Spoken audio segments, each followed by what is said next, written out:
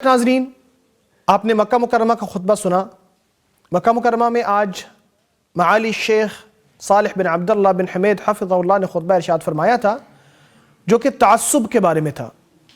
آپ نے فرمایا کہ ایسی بیماری ہے جس کی وجہ سے آنکھوں پر پٹی بندھ جاتی ہے، آدمی صرف وہ دیکھتا ہے جو وہ دیکھنا چاہتا ہے، صرف وہ سنتا ہے جو وہ سننا چاہتا ہے، دوسروں کے بارے میں اپنی مرضی سے فیصلے کرتا ہے اور حق کو حق نہیں جانتا، باطل کو باطل نہیں جانتا،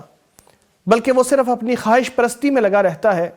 اور جو کام وہ کرنا چاہتا ہے اسے ہی کرتا ہے، جس کام کو وہ نہیں کرنا چاہتا اسے نہیں کرتا۔ آپ نے فرمایا کہ اس کی وجہ سے لوگوں میں دشمنیاں پیدا ہوتی ہیں، لوگ ایک دوسرے کو برا سمجھنے لگتے ہیں، اس کی وجہ سے تعلقات ٹوٹتے چلے جاتے ہیں، اس کی وجہ سے لوگوں کے دلوں میں کدورتیں آنے لگتی ہیں، اس کی وجہ سے معاشرے میں امن و استحکام ختم ہو جاتا ہے، اس کی وجہ سے لوگوں کے درمیان بات چیت کا راستہ بھی بند ہو جاتا ہے، اس کی وجہ سے خیر کے دروازے اور بات چیت کے راستے بند ہو جاتے ہیں۔ اگر تعصب کے اسباب کو دیکھا جائے کہ یہ پیدا کیوں ہوتا ہے تو آپ نے یہ فرمایا کہ اس کی وجہ یہ ہوتی ہے کہ عقل کے اندر جمود موجود ہوتا ہے۔ انسان ایک فیصلہ کر لیتا ہے کہ میں نے یہ بات کرنا ہے اور وہ اسی پر قائم رہتا ہے، یہ حق سے اندھا ہو جاتا ہے اور حق کو پہچاننا چھوڑ دیتا ہے۔ پھر انسان اپنی خواہش کو مقدم رکھتا ہے یا اپنی وابستگیوں کو مقدم رکھتا ہے، وہ دیکھتا ہے کہ میرا گروہ کیا ہے، میری جماعت کون سی ہے، میری قوم کون سی ہے،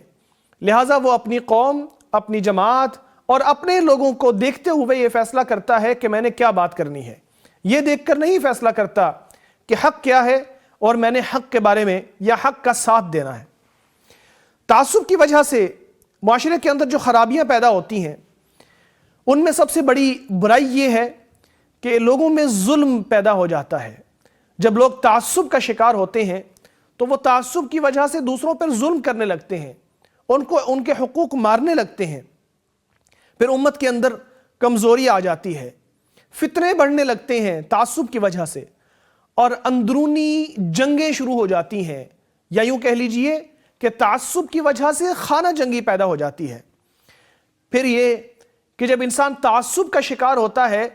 تو جو بھی مسئلہ پیدا ہو جائے اس کا کوئی حل نہیں نکل سکتا، ناقابل حل ہو جاتا ہے، کیونکہ انسان نے یہ فیصلہ کر لیا ہوتا ہے بات کرنے سے پہلے کہ میں نے یہاں پہ یہ بات کرنی ہے، مجھے یہاں پہ یہ بات کرنا ہے، چاہے وہ حق کے ساتھ ہو یا حق کے خلاف ہو۔ اسی طرح جو مخالفت ہے یا جو جھگڑے ہیں اور لڑائیاں ہیں وہ بڑھتی چلی جاتی ہیں اور ان کو ختم کرنے کا کوئی راستہ نظر نہیں آتا، کیونکہ تعصب والا شخص کسی کی صحیح بات سننے کے لیے بھی تیار نہیں ہوتا۔ دیکھیے نبی اکرم صلی اللہ علیہ وسلم کی احادیث مبارکہ میں بھی ہمیں تعصب کے خلاف جانا یا تعصب کو چھوڑنے کی تلقین ملتی ہے۔ آپ نے بہت پیاری بات کی کہ صحابہ ایک تو انصاری ہیں اور ایک مہاجر ہیں، یہ دو ایسے وصف ہیں جو ان لوگوں کو دیے گئے جو سب سے بڑھ کر اللہ تبارک و تعالیٰ کے دین پر چلنے والے اور نبی صلی اللہ علیہ وسلم کی خدمت کرنے والے ہیں۔ مہاجر وہ کہ جو اپنے گھر بار چھوڑ کے نبی صلی اللہ علیہ وسلم کے ساتھ ہجرت کر گئے تھے، اور انصاری وہ کہ جنہوں نے آپ صلی اللہ علیہ وسلم کو اپنے علاقے میں اپنے گھروں میں جگہ دی تھی۔ لیکن ایک موقع میں یوں ہوا کہ ایک مہاجر نے ایک انصاری کے پیٹھ پہ ایک تھپڑ لگا دیا یا ایک ضرب لگا دی، تو انصاری نے انصاریوں کو بلایا اور مہاجر نے مہاجروں کو بلایا، اور یوں لگا کہ وہاں پہ ایک لڑائی ہونے لگی ہے یا جھگڑا ہونے لگا ہے۔ تو نبی اکرم صلی اللہ علیہ وسلم نے اسی وصف کو، جسے ایک غلط کام کے لیے استعمال کیا گیا تھا اگرچہ وہ بذات خود ٹھیک تھا، کہا کہ دیکھو یہ جاہلیت کا دعویٰ ہے، یہ جاہلیت کے القاب ہیں جنہیں آپ ایک دوسرے کو دے رہے ہو۔ مہاجر ہونا، انصاری ہونا اسلامی القاب ہیں، لیکن جب ان کو غلط چیز کے لیے استعمال کیا گیا، جھگڑے پیدا کرنے کے لیے استعمال کیا گیا، ایک دوسرے کو لڑانے کے لیے یا دوسروں کو لڑانے کے لیے استعمال کیا گیا، تو آپ صلی اللہ علیہ وسلم نے فرمایا یہ جاہلیت کا طریقہ ہے۔ اسی طرح فرمایا کہ جہاد فی سبیل اللہ بھی اگر کوئی کرے تو اگر وہ یہ لڑنا یا اپنی جان دینا یا شہید ہونا اگر وہ اس وجہ سے کر رہا ہے کہ وہ اپنی قوم کی مدد کرے یا اپنے تعصب کے اندر اپنے لوگوں کو فائدہ دینے کے لیے یا ان کا فائدہ کرنے کے لیے لڑتے لڑتے مر جاتا ہے تو کہا وہ جاہلیت کی موت مرے گا، وہ شہید نہیں ہوگا۔ تو جو شخص اس کے لیے جان بھی دے دے تو کہا وہ بھی شہید نہیں ہے بلکہ وہ ایک جاہلیت کی موت مرے گا۔ جاہلیت کے اندر بھی لوگ تعصب کا شکار ہوتے تھے، لوگ اپنے لوگوں کی، اپنے قبیلے کی بات کرتے تھے، دوسرے قبیلوں کی مخالفت کرتے تھے۔ وہ حق کو نہیں دیکھتے تھے کہ حق کس کے ساتھ ہے، بلکہ وہ یہی دیکھتے تھے کہ ہمارے قبیلے نے جو بات کی ہے ہم نے اسی کی بات کرنی ہے اور اسی کی بات کو آگے بڑھانا ہے۔ پھر ان کے اندر یہ چیز بھی تھی کہ جاہلیت کے دور میں کوئی شخص حق پرستی نہیں دیکھتا تھا یا حق پرستی اختیار نہیں کرتا تھا، بلکہ کوشش کرتے تھے کہ اپنے قوم کے لیے، اپنی فیملی کے لیے تعصب کو قائم رکھیں۔ اسی لیے کہا گیا کہ اپنے بھائی کی مدد کریں چاہے وہ ظالم ہو یا مظلوم۔ جاہلیت کے دور میں انبیاء علیہ السلام کا جواب بھی بہت سے مشرکین نے یہ دیا کہ ہم نے اپنے آباء و اجداد کو ایک دین پر پایا تھا، ہم تو ان کی پیروی کرنے والے ہیں۔ اگرچہ ان کے لیے یہ بات کھل گئی تھی کہ انبیاء علیہ السلام دین حق لے کے آئے ہیں، لیکن پھر بھی وہ کہتے تھے کہ ہمارے تعصب کا تقاضا یہ ہے کہ ہم اپنے آباء و اجداد کے دین پر قائم رہیں، لہٰذا ہم اس پر قائم ہیں۔ وہ حق جاننے کے باوجود اسے ماننے کے لیے تیار نہیں تھے۔